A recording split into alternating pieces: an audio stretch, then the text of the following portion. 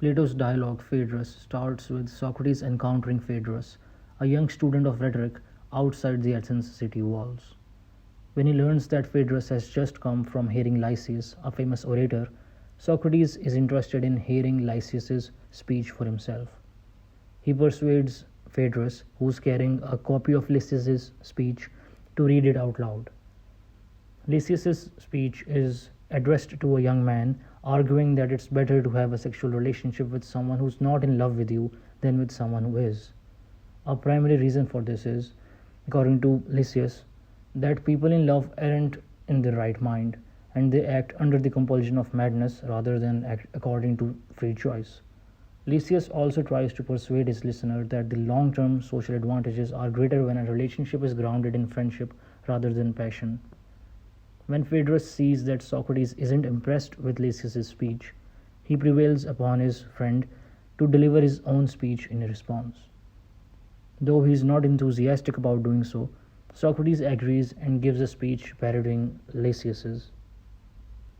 Like Lysius, Socrates speaks as a man trying to persuade a younger man to sleep with him even though they are not in love. He defines love as a form of madness that occurs when desire overpowers one's better judgment. This madness causes lovers to deprive their beloved of good things out of jealousy, even keeping them from philosophy, that source of greatest happiness. Love eventually spends itself and fizzles out, leaving both men in a worse condition than they were before. After Socrates finishes his speech and is about to leave, he senses a supernatural nudge warning him that his words have displeased the gods by slandering Eros, the god of love. Socrates starts over with a second speech. He completely changes tactics by arguing that it's wrong to reject the advances of a lover on the ground of the lover's madness. When madness is given by the gods, it is a praiseworthy thing. The very best madness is love. In defense of this idea, Socrates gives an elaborate explanation of the nature of the soul. He describes the soul metaphorically as a winged chariot driven by two horses, one noble and one filled with lowly desires. Souls that can control their horses attain the summit of heaven and glimpse eternal realities, but most are dragged back toward earth by the lowly horse. Those who can remember their soul's glimpse of eternal beauty in an earlier existence are constantly oriented heavenward, making average people assume they're mad.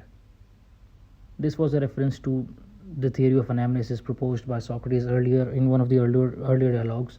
We've made a separate video on the theory of anamnesis, which basically proposes that the soul is eternal and it possesses knowledge, and every time we are reincarnated, due to the trauma of birth, we forget that knowledge, and learning is basically an act of remembering or recollecting what we already knew. Anyway, Socrates goes on to explain that the philosophically inclined soul will work hard to restrain his bad horse through self-control and remembrance of heavenly beauty. With lots of practice, the lowly horse is eventually subdued, and the lover enjoys a passionate relationship with his beloved, but it's focused on the beauties of philosophy, not on sex. Only this kind of relationship orients someone's soul heavenward. Thus, there are greater benefits in a relationship with one who's in love with you than with someone who isn't. Socrates and Phaedrus then discuss rhetoric and the difference between good and bad speaking, since Phaedrus admits that Socrates' second speech is superior to Lysius's speech. But he can't explain why. Socrates begins by establishing that rhetoric must be concerned with the truth, not just with what appears to be persuasive. Next, he explains that if rhetoric is a leading of the soul by means of speech, then it is important for a speaker to understand the nature of the soul.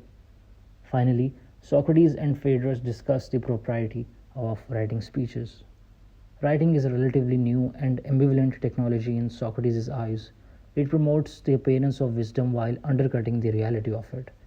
This is because writing is silent and lifeless, unable to respond to inquiry or challenge. Philosophical dialectic is superior because it is adapted to each specific soul and, through interaction, guides that soul toward wisdom.